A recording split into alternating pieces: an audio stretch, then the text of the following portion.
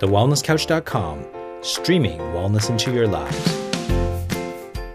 This is Up for a Chat with Cyndi O'Meara, Carren Smith, and Kim Morrison.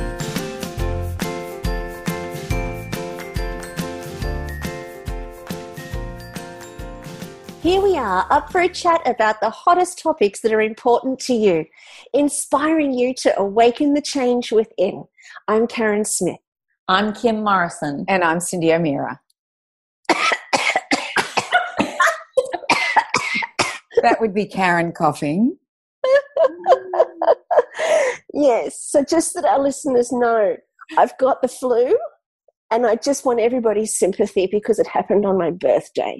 Oh. So I want everybody's sympathy, and I would hope that there will just be so many messages on our Facebook page saying, poor Kazza. poor princess. Poor princess, that's the one. Bless it.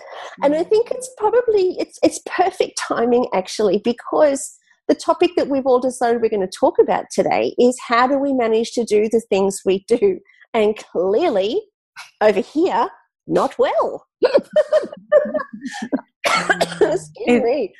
Yeah, and especially, when you're sick, it's the hardest, I think, is to, because you've had to front up today, Carren, because this is our first one back for 2018, and you've had to front up, and you're going through some things with your fuzzy bear, and you've had to front up with the flu, what's happening in your life, and you got to do this. And that's, I guess that's what they're asking, Kim. They're asking, well, how does she do that? How does she feel like, because the flu is not a cold, the flu is achy and feeling terrible, and going through what you're going through, and how do you front up, Carren?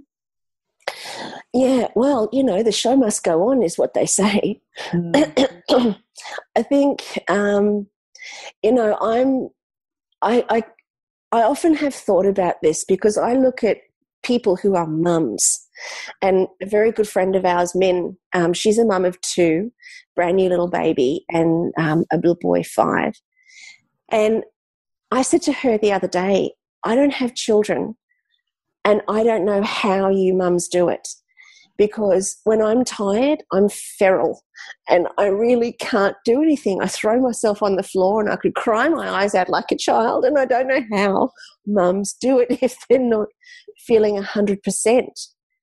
And she sent me a text message, and she said, yesterday, she said to me, just in case you're still fascinated about how mums manage, she said, I'm so sick, but I've still had to wake up, get 2 kids dressed, make school lunches, kiss one son goodbye when daddy takes him to school, pack the other one, get her ready to go to daycare, get dressed, get in the car, drive her to daycare, come back, put petrol in the car so that we're not late picking her up from daycare this afternoon, come home, fall into bed, I'm exhausted.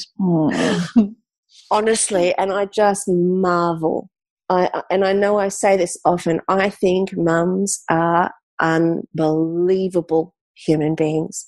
I don't think I have ever had as much admiration for mums as I have over the last few years. I think it's really struck me how you guys seem to manage to do so much and weather so much when your own life and experience, is so demanding.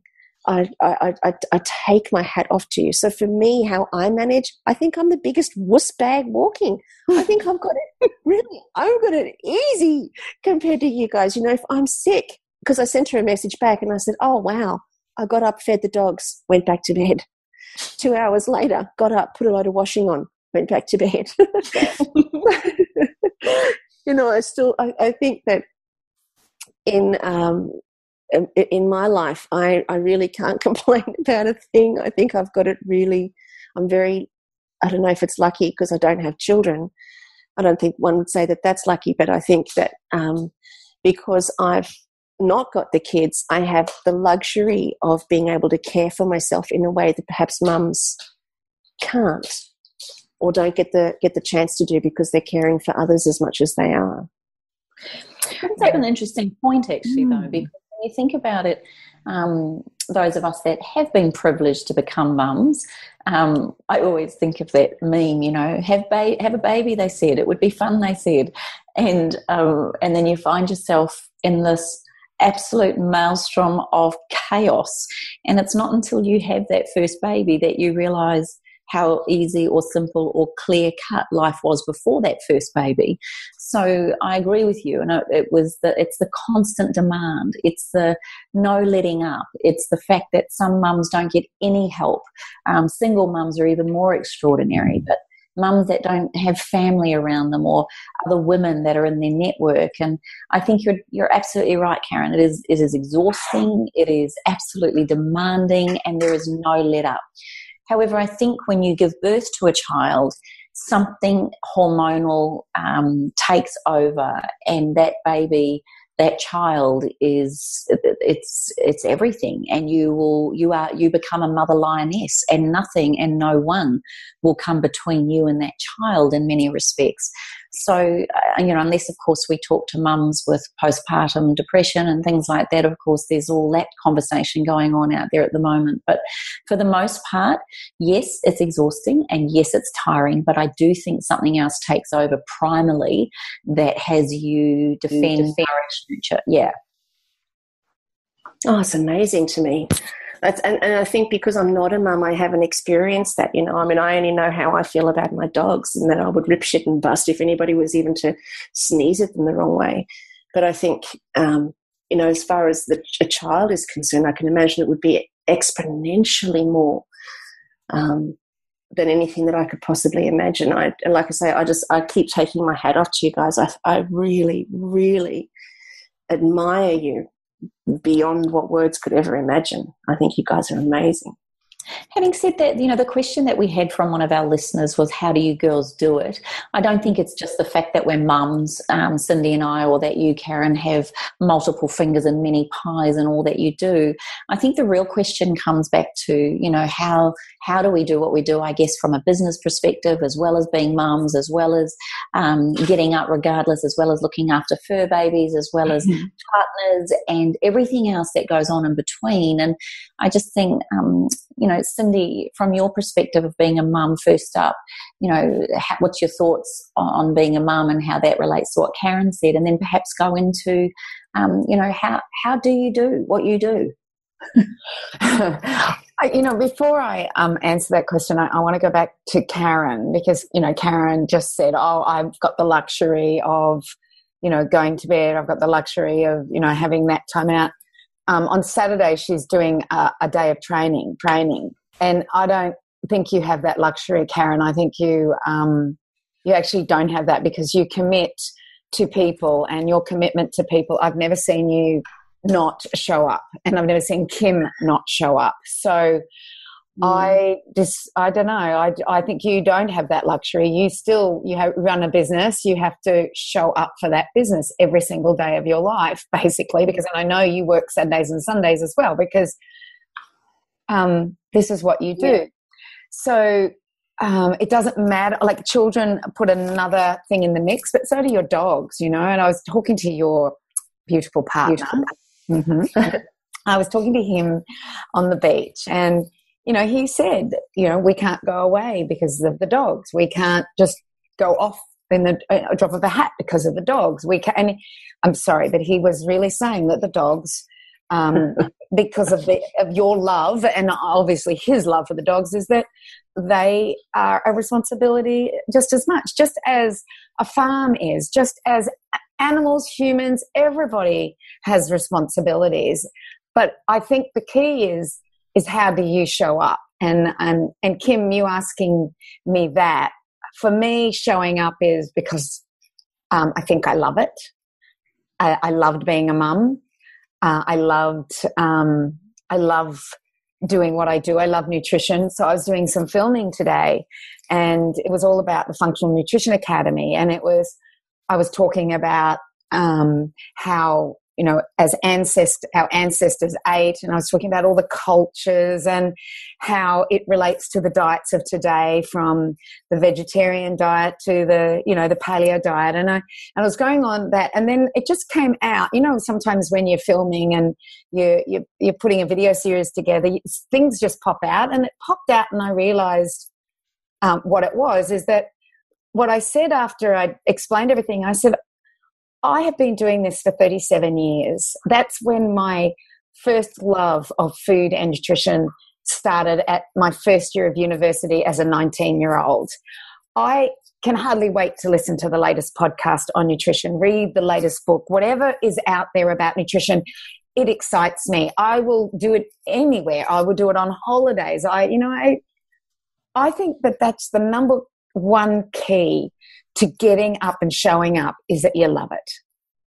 You love being a mum. You love your job. You love how you've structured your life. So my morning routine. My morning routine is I get up in the morning, I ride to the beach, I swim with a bunch of friends, I have coffee with my friends, I ride home, make a beautiful breakfast, get dressed, and I really even love the whole process of dressing now. Especially since meeting Kim and doing oils. And oils, like, to me are like, I don't know how I can explain it, but if I forget to put an essential oil on in the morning, I feel like I'm undressed. So, and then I go to work, and I've got a great crew that I work with, and I love doing the filming. I love doing all the different things that I've got to do. I love speaking. I love traveling. I love hiking. And I think that's the key, is that if you love what you do and you love the process of what you do, then how can you not get up and show up and do things and be excited and love life and get more accomplished than anybody else? Does that make any sense? Yeah, absolutely. And I think it's a really great comment to make about loving it. But I mean, my only challenge on that, Cyndi, is there's a lot of people out there that maybe aren't enjoying motherhood as much as they could have because of exhaustion, or they're not really loving their job, but they still show up and you'd never know. And so do you think it's perhaps more than it's an attitude around that? I mean, it makes it easier when you love it. And, of course, that fires you up to get up there. I think the question that came to me was through my email was, basically they just couldn't do what the three of us do as far as running a business is concerned, and doing all the talks and giving of ourselves to people and all the things. And she's got all the skills. She's qualified in many, many things. She just said, and her answer was, actually, I'm lazy. And she just found, it just didn't fire up enough to run her own business. And I thought, hang on a second, Kimmy. I've got to jump in on that. Oh, I can't not. Go on. Excuse me. That's fear.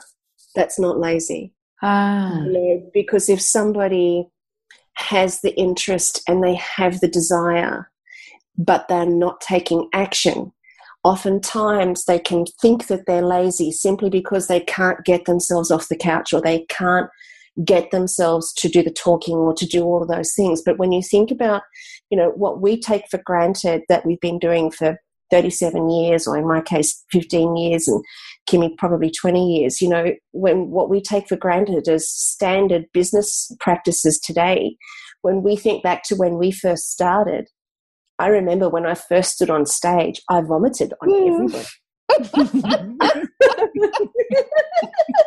I wish I was there. Not in the front row. Not in the front row. Not in the front row. That was a horrendous position to be in.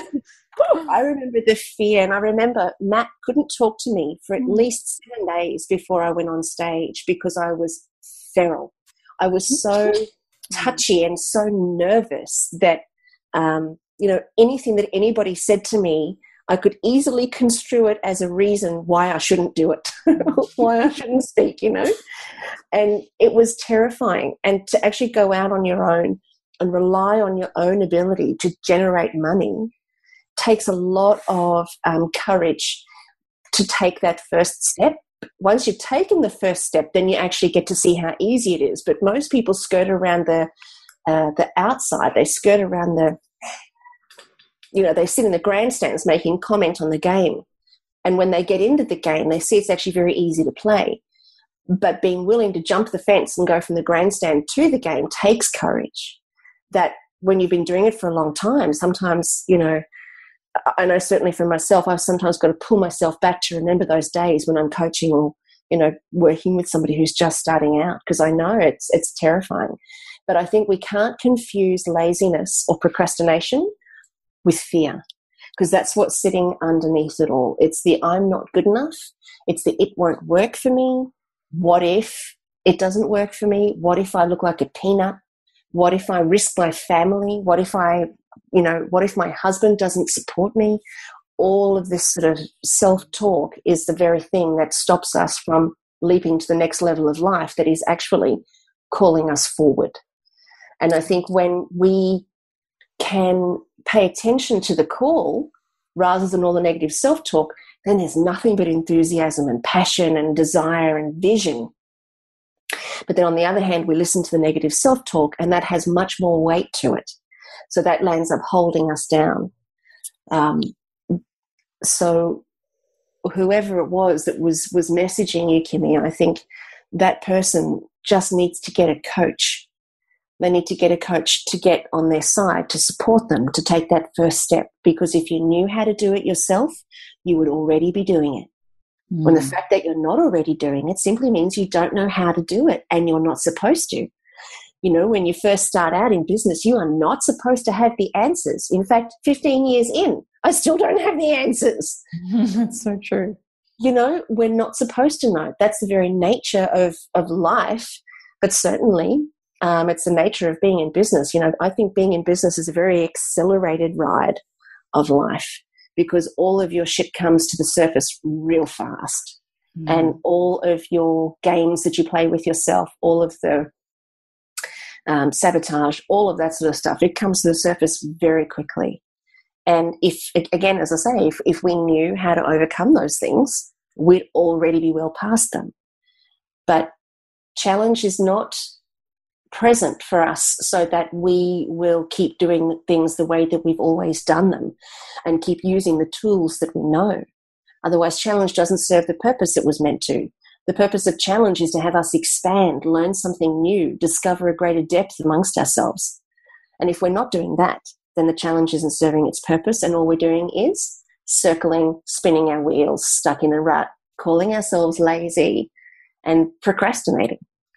And we can do so much better than that. But again, just take the pressure off, because you're not supposed to know. So find someone who does, someone who's been there before, and they don't have to cost you a fortune. I'm sure there are many people who'd be willing to share what they know for free, and walk in the footsteps of somebody who's done it before until you find your own path.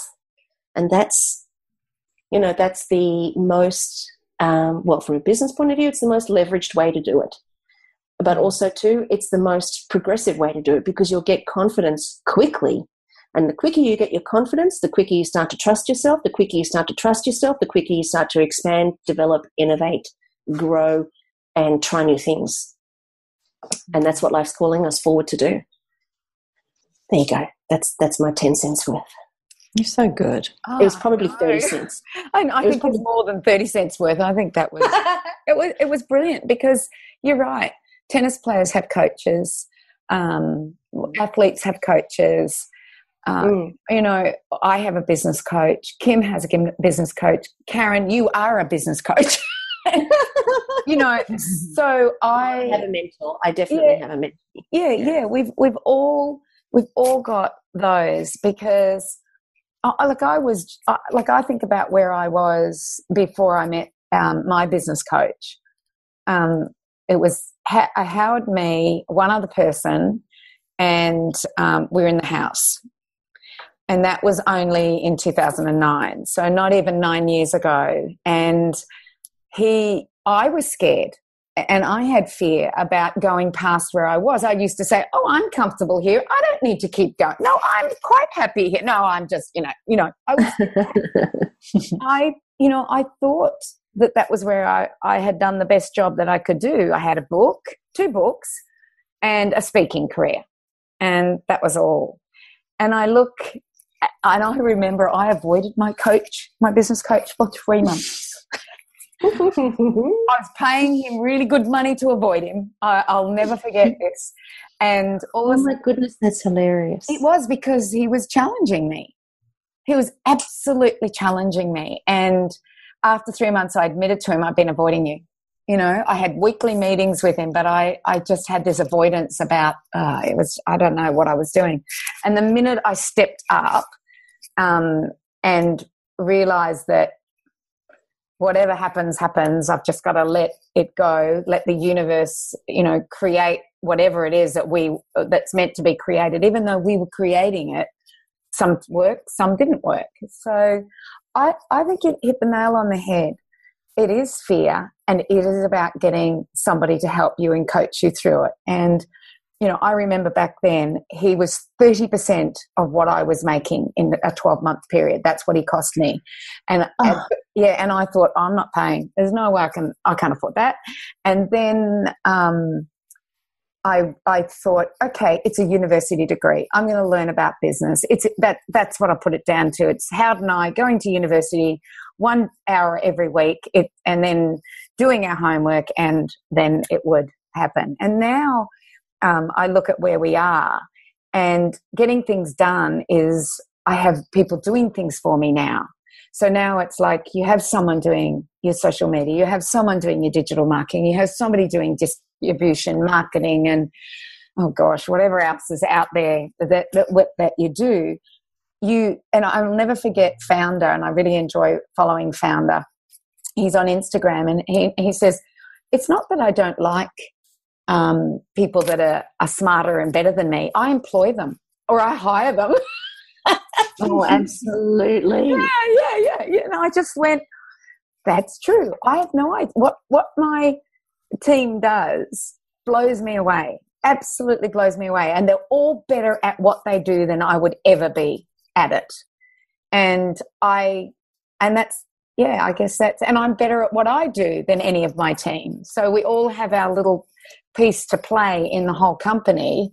But yeah, it was fear on my part, Carren, and it was getting a business coach that took that away. Interesting. You always you make things so clear, you really, as Kim's talking and talking about this person and saying I'm too lazy, I just went, oh, you just got to get off your butt. But I think, the fear thing is definitely something that stops people. And what's that book? Feel the fear and do it anyway. Yeah. Well, the other reason could be that they don't have to. Like they want to do it, but because they've got a partner or they're in a position of wealth in some respects, that they might want to do it, but there's not that drive to have to do it, because there's not the have to, there's just the pushing with the want to. What's your thoughts on that one, Kaz? Yeah. I think that there's a difference between the first thing I'd say is there's a difference between a business and a hobby. If you're just doing it for the love of it and it doesn't, it's not a business, it's not something that you're generating revenue from, and, you're not building something, then, it's a hobby, like for me with the animals and all of that, that's my hobby. But I think if a person wants to start a business, but they don't have to start a business, well, power to you, because the upside is that you then get to make decisions free from the pressure and the stress of needing to create a financial return. Mm-hmm. And when we need to create a financial return, sometimes that can really cloud our judgments, and we can make decisions based on money rather than based on our message or gift or offering to the world. And one of the things that I've always said to people that I've worked with is never allow your product or your offering or your service to be determined by the marketplace. Because if we look to the marketplace and we say, well, what do they need? Let me give them that. And that's a very old school way of doing business. if we do that, then the marketplace is always going to change what it needs, which means that your lifespan in business is short at best. Whereas if we can say, well, what am I passionate about? Like Cyndi, what do I want? What do I love? Well, I love nutrition. Let me find a way to take that to the marketplace in a way that fulfills a need that already exists. So to be able to really dive into what you love, what you're passionate about, and what you really want to serve the world with without the financial strain, I think is perfect. I mean, it doesn't get to look any better than that.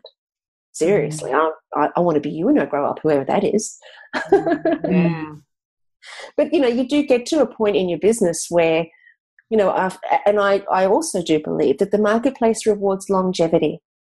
So the longer we're in business and the longer we stay consistent and we don't move the goalposts and we stay in the same line, like, you're in oils, you'll bring in different oils, you'll add in different programs and you'll do different stuff, but your baseline is oils. Cyndi, it's nutrition and it's food, and you'll bring in different products and you'll become an education organization, but you're still about nutrition, And I think that the beauty of being in business allows us to have that level of variety. But if you were doing nutrition one day and selling car tires the next day, and then the following day teaching people about Bitcoin, and then the following week you're doing yoga, that's when I think that sometimes people are trying things out to see what they love, and you learn what you love by experiencing what you don't love. So when you're doing that, when people are doing that, they're going from one thing to another. Don't beat yourself up about that. Just know that you're figuring it out, and you'll figure it out along the way.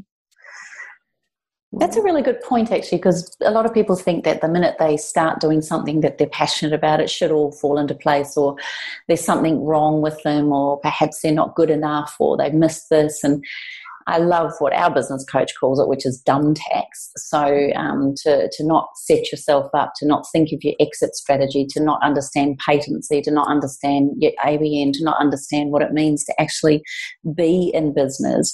He always said it's information gathering. If you have the luxury to gather as much information as possible, if you're not qualified in anything to do with business, it's also a good place to be, because you've got a lot of questions. And the many people that I've found come into my program or into my business, a lot of them say that, oh my gosh, they've done this course, they've done that course, they've done this, and they still don't know what to do with it. And I say surrender to that and be excited that all you've done is created a whole lot of dots. And the more, like you just said then, Kaz, keep on persevering with it, that I found that the longer you stay in it, the longevity, and not being attached to that everything should give you the answer, at some point something occurs where all those dots, or a lot of those dots, start connecting. And the interesting thing about life and business and all of those things is then, just as you think you've got all those dots connected and you think you're all on a path, then something else comes up and you've got to find a whole lot more dots or more information in order to alter to the market, or in order to boost sales, or whatever it is an ever evolving process and journey, isn't it? And it never ever really ends if you're truly open to what business is, perhaps until you get the $28 million check when someone comes in and wants to buy you out. Then it could possibly end. But I like that 28 million. I did like that. I've got that written on my wall at home, and I've had it since the day I started the business. Thank you for the 28 million and buying me out of my business. I honor, salute, and cherish you, and I'm very happy to continue my life now as I wish. That's what I've got on the inside of my cupboard. I love it. Awesome. Yeah. So I have a question for both of you. So do you ever have days, like days where you don't, what do you do when you have days that you don't want to do anything, and you you've got heaps to do, but you just don't want to do it? How do you motivate, inspire yourself to get up and do it? You go, Kimmy. I guess it's a little bit, I think of it a little bit like, that's the great thing that having children did for me. Even growing up, I'll never forget, I used to hate it when Mum would ask me to do the vacuuming. It was just the biggest chore in the entire planet. And why should I? And had this whole attitude around it until one day I thought, I'll do it before she asks me. And the praise and everything I got was, well, I'm going to have to do it anyway. So I either do it with praise or I do it with a constant nagging and being in trouble. Or so the same thing, and a bit like that book, Eat That Frog. Do the stuff you don't want to do, get it done, and then enjoy some space. So for me, I probably set rewards on those days. All right, you're not feeling your best, you're not writing, you're not feeling it. At least read over it, or at least make some plans about what you'll do the next day if you can't do it. I think sometimes in business, I don't know about you girls, but I don't always have that luxury. Often a deadline will make me do something. So I'll philander along and think I've got all the time in the world, and then all of a sudden I'm speaking tomorrow and I haven't done my slides. And so a deadline. And then some of the best talks I've ever done have been that I've left right to the last minute. And because I'm so in it, I've had feedback from people going, wow, you put so much into that. I was like, oh my gosh, if you only knew. And I think I was so scared that, I don't know, you pull something out of yourself. But for me, it's always the fact that I'm going to have to do it anyway. So I either do it with a positive attitude, regardless of how I'm feeling, or surrender to it and go for a run, or do some self-care, or do something like my oils, give myself 2 hours off, go and do a yoga class. I try and do something to change my energy. And if I was unwell like Carren is right now, that's really hard, because you don't feel like doing anything when you're feeling so exhausted. So on those days, I take that as a sign that the universe has told me that I need a mental health day, or I need to actually just surrender to it and get myself into bed. Or, because the other thing, at the end of the day, no matter what, and I always say this to people that I know in my circle that work really hard, long hours, and, the family don't see them, or things suffer. There's always a sacrifice, I guess, in many instances. And so to me, it's like, well, are you working to live, or are you living to work? And sometimes getting unwell, if you want to think about it from a metaphysical or even a spiritual point of view, maybe that's just the universe's way of the body collapsing in a heap so that you will take some rest. And maybe you're better off surrendering to that and really focusing on getting well, and then give yourself 24 hours or 48 hours. I don't know. Does that help? Yeah, I think, because you put two perspectives in. When you're sick, you need to rest. It's important that you take time out and you do things, but then when you're just not motivated, you've come up with, well, what do I do then? And I always remember Howard always says, keep moving, just move. Whatever you do, not when you're sick, but when you're not motivated and you don't know what you're doing, just move. Don't sit there, because inertia will get you nowhere, but movement might. Whether you move down to the beach and you go for a swim, whether you move for a walk, or whether you just move out of a room or do something, but just don't sit there. Yeah, that's his thing. He just, and my husband, he doesn't stop moving. He's never in inertia, ever. So what do you do then, Cyndi? Because do you do that? Do you take Howie's advice? When I'm not well, I take time out, definitely. And thank goodness that doesn't happen very often. If I feel I'm a little bit tired, I may not get up in the morning and do my usual routine of, getting up, biking, swimming, and the whole lot. I might just go to the other end of Mooloolaba Beach, have a dip, go off and have coffee by myself, and then come home. So if I'm feeling a little bit, tired, I will do that. And as far as unmotivated and uninspired, I have had days like it, and I've actually surrendered to them, because I don't have them often. And I'm not saying to surrender every day to it, because if it was every day, then there's something wrong. But I have had days where I just want to sit on the couch and watch mindless, series or movies or something like that. And I could probably count on one hand how many times I've done that, as far as a whole day, and I don't want to do anything, and I'm not moving, and don't ring me or anything like that. So yeah, and I don't even know what the reason was. Like, if I look back on those days, I think, what was wrong? Why did I feel like that? Why was I feeling unmotivated? Maybe it was the supermoon, I don't know. Or Mercury's in retrograde. Yes, exactly. It was probably that, or my star sign was something or another. I have no idea. Look, I don't even know. I've got no idea. And I wonder, like, I'm heading into my late 50s now, and I think, do you have more days like that? Should you have more days like that? And then I think of our history, and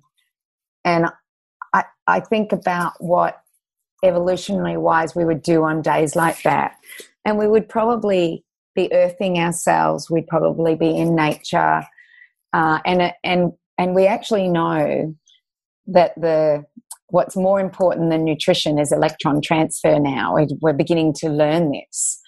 And electron transfer means that we're trying to get as many electrons from our food, from the ground, from the sun, from anything we touch, wood. So, one of the things that we did when we went through the Queen Charlotte Pass is that how many thousand years old was that tree? But it's 5,000 or something, wasn't it? It was an enormous amount, yeah. And we all touched it, and we all felt something. And it's a transfer of energy, a transfer of electrons, where the tree is giving us electrons and we might be transferring to them. And we know in our mitochondria that there is a thing that happens called the electron transfer. And that electron transfer needs electrons to make ATP, which is like petrol for the car. ATP is for our body. And we can get electron transfers by putting our feet on the ground without rubber, by, it's called grounding. And the grounding is a very powerful tool for people who are low in energy. Go on the sand, touch a tree, touch the grass, just get out of our synthetic rubber shoes and rubber thongs and just earth. And there's a really good video, and I'll try and find it and link it on this web page. On our podcast, on our Facebook page. But it basically is a 15-minute video, and it talks about this medical doctor who has a baby. She's a lady and she has a baby. And no matter what she does, that child will not settle, cries all the time, fussy when feeding, all of that's happening. And one day she's just outside with no shoes on, with her feet on the grass. She thinks, I'll just try and feed the baby out here. And the baby feeds just perfectly. No fussing, no crying, not being upset. And she decided to go inside, the baby fussed. She went outside, put her feet on the grass, the baby stopped. And so she got really interested in it, and she found this gentleman who was doing a lot of scientific research on this very thing. And and she did, and I don't know, I think it's a combination, but they do this 15-minute video on grounding. So maybe that's what gave them the motivation, the energy, the everything, was because they were in nature. I know that when we go hiking, us three, with our beautiful group of friends that we've made, it just energizes me to no extent. Walking through the Milford Track, I touched everything. I touched the moss. I touched the trees. I just wanted to feel everything. I swam in the glacial waters. I did everything I could possibly do. So I think that would be something that, if you are unmotivated and uninspired, take your shoes off, go down the beach, or if you don't live near a beach, get out on the grass, get the sun on your skin, touch a tree, do anything that's going to give you that electron transfer so you can make energy, so you want to go and do something, so you feel motivated. That was kind of a long-winded answer, wasn't it? Oh, Cyndi, beautiful. I've been actually Googling the science of grounding here, and I'm going to have a look at it when I get off. Yeah, that 15. Did you find the 15-minute video? There is a 15-minute video here, but I'm seeing that there's something about a skeptic, and I don't want to open it because the sound will go through the podcast. But I'm also looking at Huffington Post. They did a post on the 29th of May last year. And it says the Earth is like a gigantic battery that contains a natural, subtle electric charge, a special kind of energy present in the ground. For safety and stability, almost everything in the electrical world is connected to the ground. Whether it is an electrical power plant or your refrigerator, that's what the term grounded means. Being grounded also applies to people. When you are electrically grounded, when you maintain your body at Earth's electrical potential, you feel centered, solid, strong, balanced, less tense and less stressed. It goes on and talks about illness and the art of grounding. What's it say here? We are bioelectrical beings living on an electrical planet. Our bodies operate electrically. All of our cells transmute multiple frequencies that run our heart, immune systems, muscles, and nervous systems. Wow. It's got the healing benefits. It's got everything on this post. It's amazing. Yeah. The scientist that did all the research, and he's been researching it for a long time, he worked with electricity, and he noticed that he had to ground all of his electricity. And he thought, well, we're electrical units. What's the difference if we ground or we don't ground? And so he's actually the one that is on the video. So hopefully I will find it. I watched it a little while ago, but it was a really good documentary on grounding and earthing. And we don't do that. We live on carpets that have rubber underneath. We wear rubber shoes like Nike and all of them. They're all rubber shoes. I did a course in wild foods and wild medicine, and I actually interviewed the guy with this, and I saw his shoes, and I said to him, where did you get those shoes? Because they were leather. They were not, they were the old-fashioned leather. They weren't the rubber. And he was always grounding with his leather because leather's, sorry, I just realised vegan. Sometimes I say things and I go, oh, there we go again. There we go. No, it's fine. Actually, I've just found that link for you. Anyway, sorry. Oh, I've just sent it through to you. Oh, you found it? Yeah, I've just sent it through to you. Thank you. Good. Wonderful. So I would watch this, everybody. I would watch this because it's it really makes you think about touching and having that electron transfer. And it's any natural substance, isn't it, Cyndi? That's why you say leather, because leather's still a natural substance, isn't it? Yeah. It's anything that will allow the electron transfer to go through. Whereas, we know that rubber's an insulator. You know that you're safe in a car when a lightning strikes. So we know it's an insulator. So it insulates electron transfer. Whereas, and the same with that stuff that they wrap around the electrical wiring, that's an insulator. So any material that is an insulator will stop you transferring electrons. Interesting, huh? Oh my gosh, I could listen to that all day. Yeah, I know. But I think that's why we get so energized by, our hiking out in Peru and New Zealand. And I've just come back from the Milford Track, and I was in total awe. I don't know how to describe the feeling I have. I don't want to stop.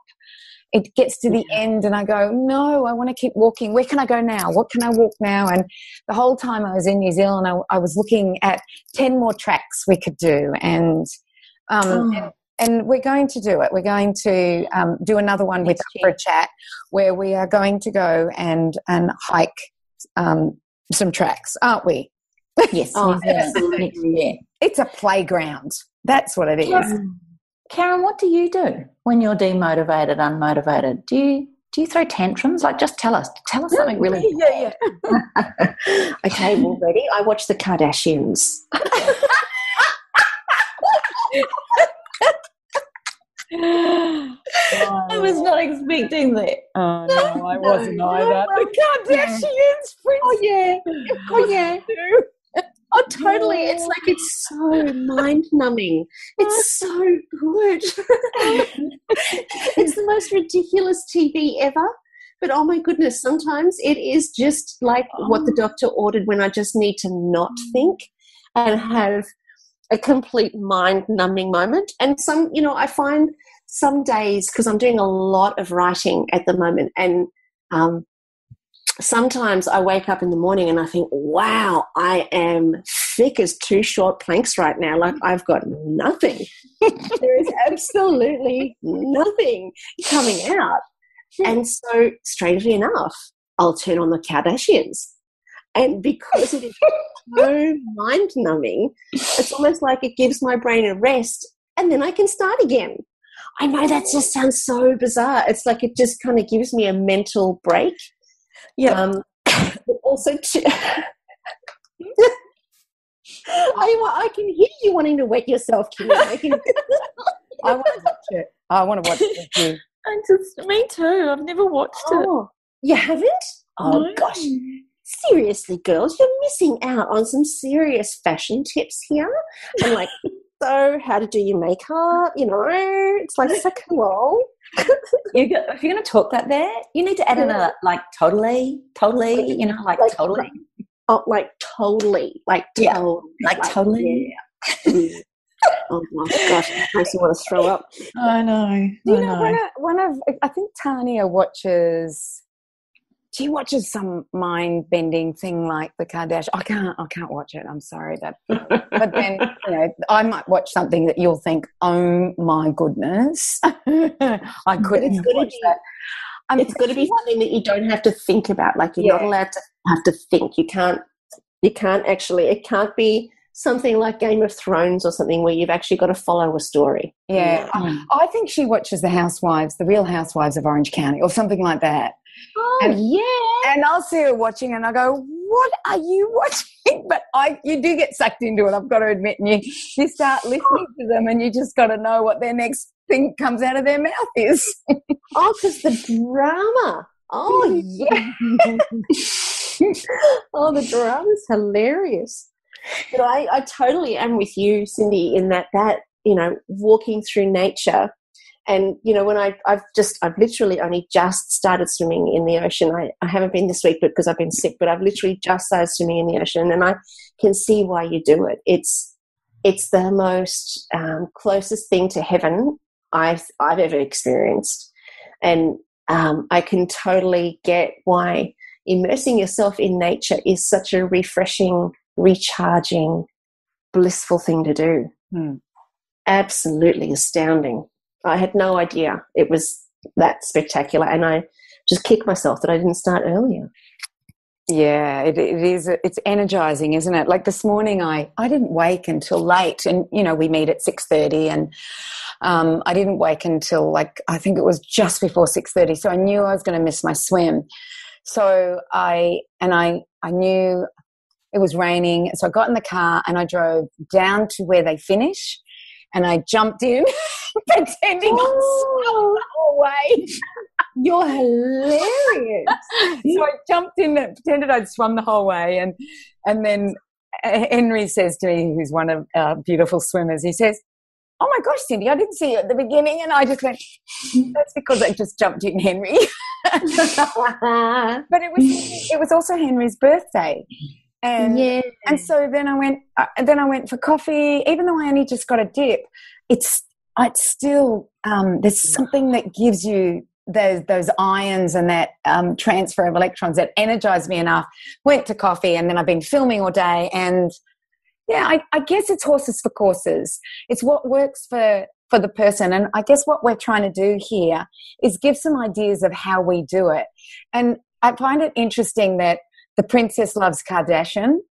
The tart loves the pampering, and Bear Grylls loves nature. Well, it's horses of course. That's hilarious. It is. I could also add in something else in there that would release a lot of oxytocin and nitric oxide, because that's also something that will help feel skanky $2. If you really want me to go where I think we should seriously. Oh my goodness. Carren, come on. You knew she was going to go there. I just did it. She didn't say anything, so I just put the tart at, nurturing herself through, pampering. Yes. Well, that was well said. by oneself or with others. It's Oh, yeah. Carren, I want to ask nature or in the house? Hey, in nature's always a good place. Always a good place. Just don't get caught. Like on a golf course. What? What are you saying? This is a private joke. This means it's happened. You two are laughing like it's happened. Kimmy didn't. No.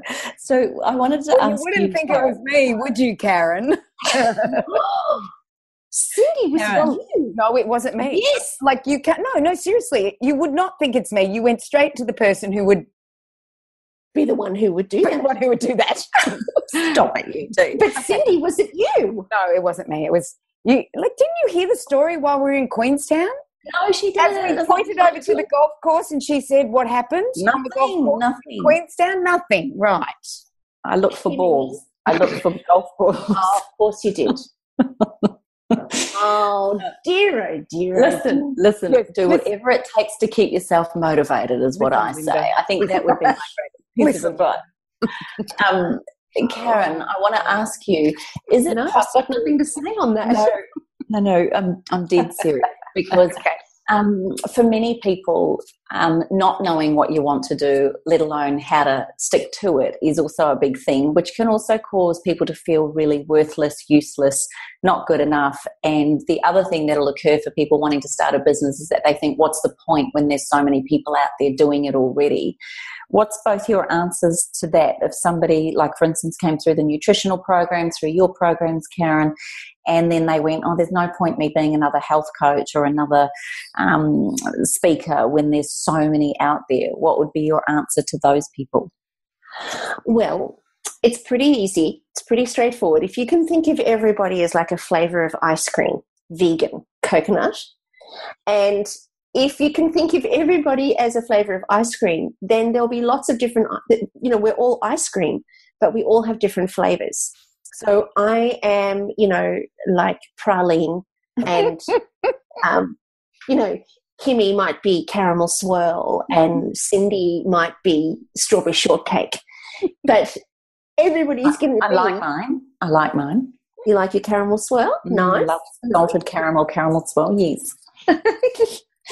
So we're all ice creams, but everybody's got different flavours and no one would ever have your flavour. So when you go into business for yourself, especially when you're, it doesn't really matter whether you're providing a product or a service, one of the first things that I recommend the person do is look into what is the flavour that you are and what does that flavour taste like? What does that flavour have to offer? What does that flavour want to offer? And it's not even a case of actually have to offer, because most of us would say, well, I don't have anything to offer. I'm just a normal person. I'm just a housewife. Well, it's just me. Like I'm nobody. And that's pretty much a common response. But what is it that I want to offer? Well, I really want to offer my services in a way that moves and inspires people. I really want to share what I know so that people's lives are enhanced and they can be inspired. And I'm going to do that through aromatherapy oils, or I'm going to do that through nutrition, or I'm going to do that through, events and seminars and coachings and things. So we can figure out what you want to offer to the public, and that's got to come from within. And then what's the flavor that you bring to that? So if I'm, and I look at myself when I first started speaking, I remember talking to a speakers bureau and they said to me, don't do it. Whatever you do, you're thinking of being a speaker, don't do it. It's too hard and it won't work. And I thought, oh my God, right. All right then. Well, I know I've got this real passion to do it and I really want to do it. I'm scared to death of it, but I really want to do it. And they said, no, unless you're a performer or you have an acting background, you'll never succeed. And so then I thought, okay, right, well then I've got to go and look into acting classes then. And so I looked into acting classes, and then as I was halfway through that, I thought, no, I'm not going to be on stage and be a performing monkey. I'm not going to do that. I have a message that I want to share, And I'm not going to do it through acting. I'm going to do it through authenticity. And it took me about maybe 8 months or 9 months to really work through that, where I had to really put my desire on hold because I was talking to somebody who was such an expert at it. And then I looked at how many other people were speaking. And then in Australia, there are 25,000 speakers that I would be competing with for work. Oh, wow. Gosh. I know, right? So I thought, well, what's the point of that? There's just no way. But having said that, the desire didn't go anywhere. So I just found a place to start. I asked the question, who already has the people that I want to serve? And as it turned out, it was the women's networking groups. And so I started there. And then I discovered how to share my story in a really authentic way. And that cost me about 80 grand to learn how to do that properly. And then I just started doing it. I just practiced, and I didn't, it was that whole, what do they call it? The unconscious incompetence. So I was so incompetent, I had no idea that I was incompetent. I was unconscious of it. And then you move from unconscious incompetence to conscious incompetence, where you realize, OMG, I don't know anything. And I know I don't know anything. And that's the scariest part. But just around the corner is conscious competence. And then from conscious competence comes unconscious competence. So, I think that a willingness to start with your flavor, but figure out what your flavor is, figure out what you want to do for people, what you want people to feel. One of the things that I talk to people about in my events, or used to talk to them in my speaker training, is think about how you want your audience or your listeners or the people that you serve, how do you want them to feel once they've completed working with you? What are they going to think, feel, or do differently to what they do when they start with you? And then that is enough to get the wheels turning on figuring out, well, that is my flavor. That's what I offer. That's what makes me unique. And then just get up and start doing it. Start doing it in small steps, but start. Don't stop. Just start. And then you'll start to see that, it's kind of like that whole universal business thing.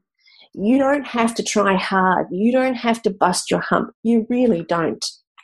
But your job, and I put this out on a Facebook post once where I said, my business partner is the universe. My job is to be, my part in that partnership is to know what we're providing, why we're providing it, and then to shut up and listen. And that's my part. The universe's job is to bring me my people.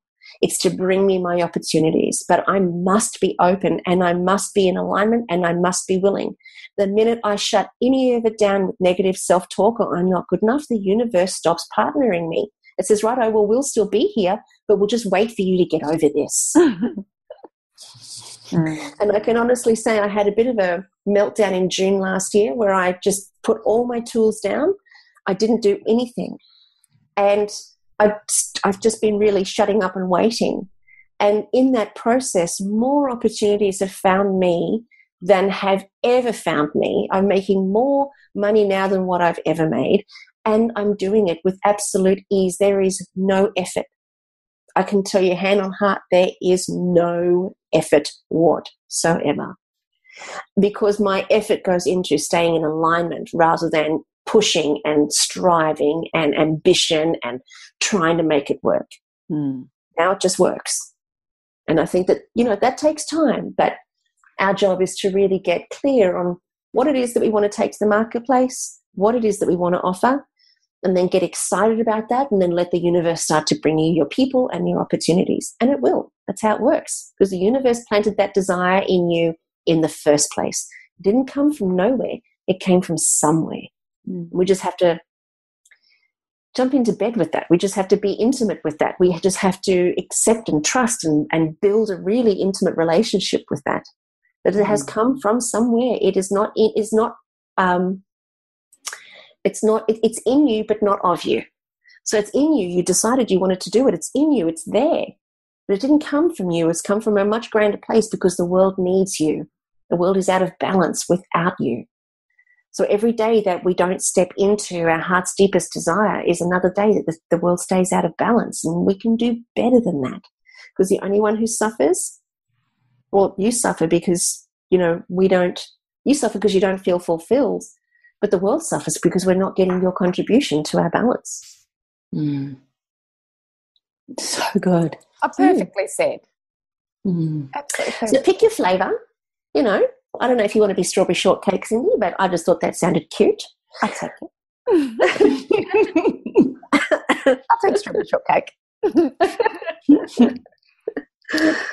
Yeah. So that's my 20 cents worth. Gosh, I've put a lot of 20 senses in this podcast, haven't I? And didn't we say I wasn't going to talk much? We just said, you ask the questions, we'll tell the talking, and but see, this is your love, this is your passion, this is what you do. And look at you, you've got the flu, and lots happening, and you step up to the plate, Carren.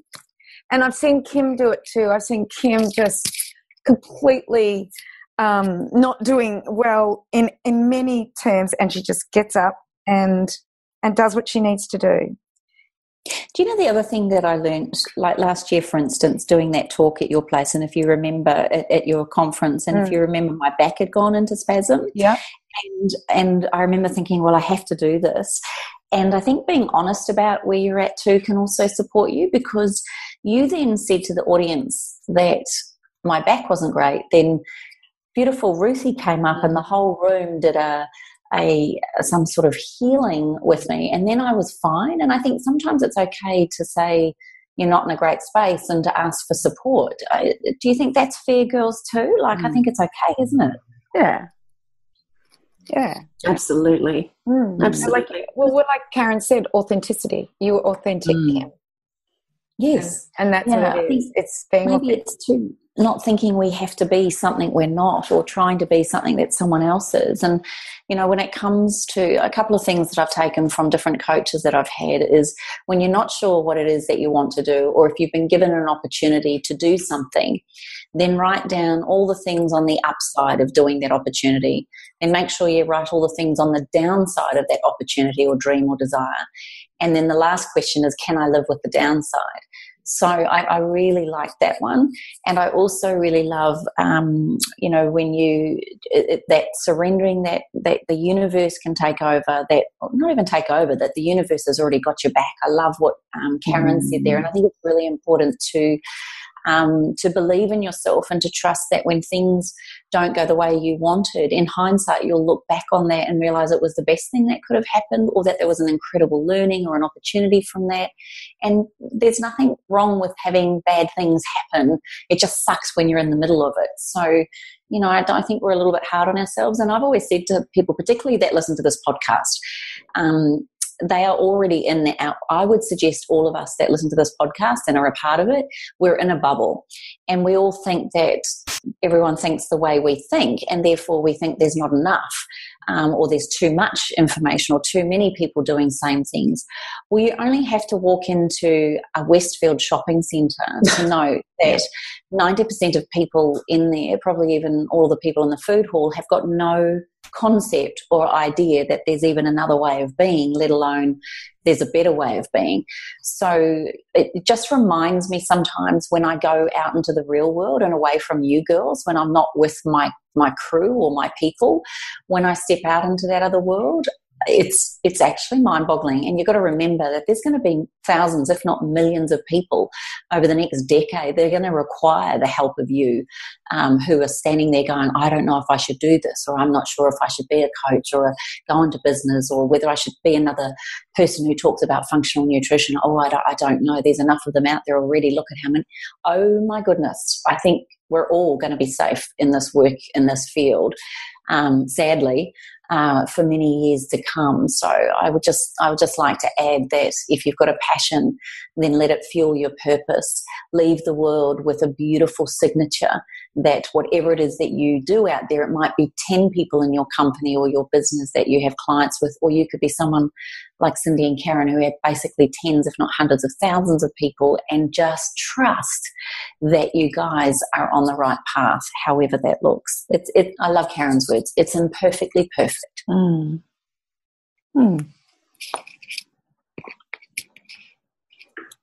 Well, I think that we could talk about this for a long time, in how we do things and how we change, and we've all got different perspectives.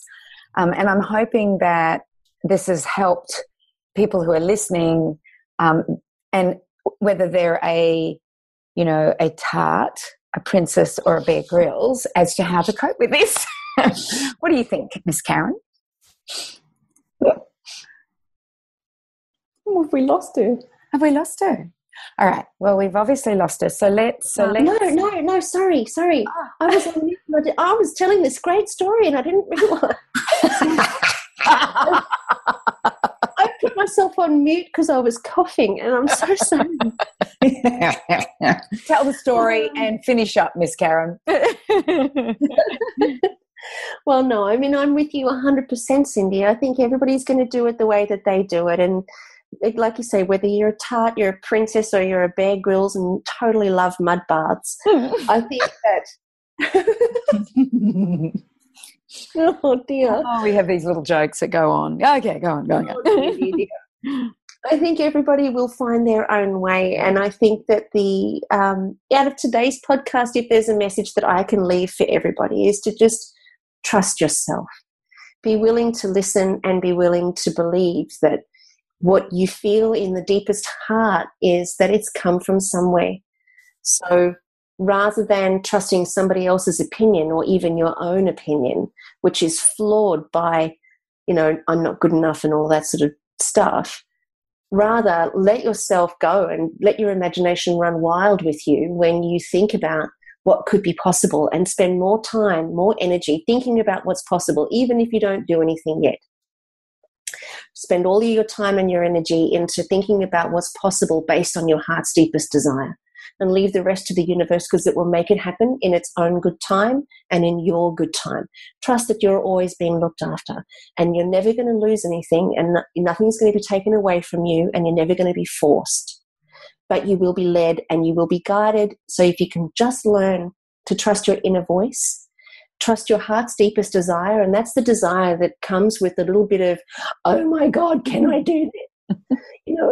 It's that idea. When you get that, that's the one that's come from higher places, and it has no obligation, and it has no fear, and it has no shoulds to it. It's only, oh my goodness, what ifs. And if you can let yourself run wild with that, then the universe will take care of the rest. And, what do you got to lose? Stay in your job, keep earning your money, doing what you're doing. You're doing okay.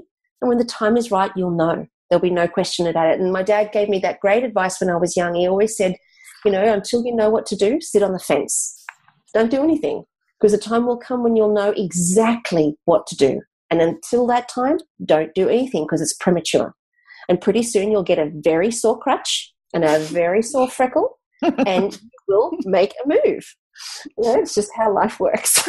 So on that note, leave you all with a sore crutch. That's alrighty then. Over to you, Kimmy.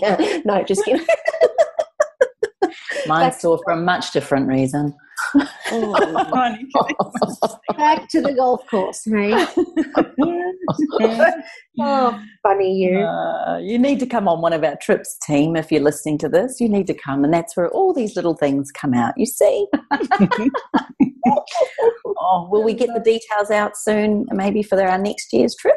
Yeah, definitely. Because we're just waiting on that for you, aren't we, Cyndi, with your... Yeah. Look, we are, and Europe's going to be. So let's just have a quick chat about this. So, what we want to do is we want to walk around Mont Blanc, and it will take us 10 to 12 days. So and you go through Switzerland, France, and Italy. So you'll hit 3 countries. We could do the Italian job in Courmayeur. Look, there's just so much that we can do. Now, it's not going to be a cheap trip. So the thought was, there was some conversation that went on that we might do Europe in 2020 and do New Zealand again in 2019, which it will either be April or November. They'll be in season, because you can't hike in the snow season. So it would be either April or November. And we would do Greenstone and the Rootburn Track. So it's still princess camping and hiking. It's good. Yes, it is still that. But the scenery is spectacular. It's like being in the Andes. It's like being in Europe. It's like like I said, I've just come back from the Milford. So we were thinking about doing it that way. And I think that what will happen is people will go, yes, I want to do Mont Blanc. Yes, I want to do New Zealand. So we will most probably put them out within a very short period of time together, and then everybody can make their decision. There will be a minimum amount that will have to go for us to proceed with this, but we'll put it out there. So if you are interested in coming to Europe with us in 2020 and New Zealand in 2019, could you please send us an email so that we give you the information? Because I had one lady in New Zealand say, I listened to all your Up for Chats and I didn't know you went and did Queen Charlotte Pass. I would have done it. So let's make it that send us an email, send us some information that you are interested in getting our emails about these 2 trips so that you don't miss out, because we can only take so many. I think 15 is our maximum on the Europe trip, and it is definitely 15 to 20 on the green one. What is it called? Greenstone and Rootburn track. So it's a 6-day, 5-night track. So send us your email, send us your information. We'll keep you in touch as to when all the information comes out so that you can be first to book in. And Carren has this wonderful payment system. So if you really want to go to Europe in 2020, you can start looking at it now and going, okay, this is what it's going to cost me.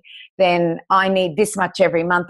That's achievable for me. So that's what we want to do. We want to make it achievable because we'll have to go in June or July of possibly June, late June of 2020. So that's really, it's only 18 months. 18. Okay. Yeah, it's not far. It's 2020, so it's 2019. 2.5 years. It's 2.5 years, but that gives people plenty of time. And then New Zealand is next year. So give us your information, and we can hardly wait to do it again. We've had so much fun with our listeners. We've become really good friends with many of them. Oh, yeah, it's amazing. Yeah, we have. It's wonderful. Oh, it's beautiful. All right, no, that's cool. So for everybody that's listening, if you're interested in either New Zealand or the 2020 trip through Europe, make sure that you go to our Facebook page at allthews.facebook.com and you let us know New Zealand or Europe or both. And then we can send you guys the information as soon as our pricing strategy comes through. So awesome. Great. Fabulous. Well, hopefully you guys have loved today's podcast and really enjoyed as we've kind of gone down the rabbit hole a bit.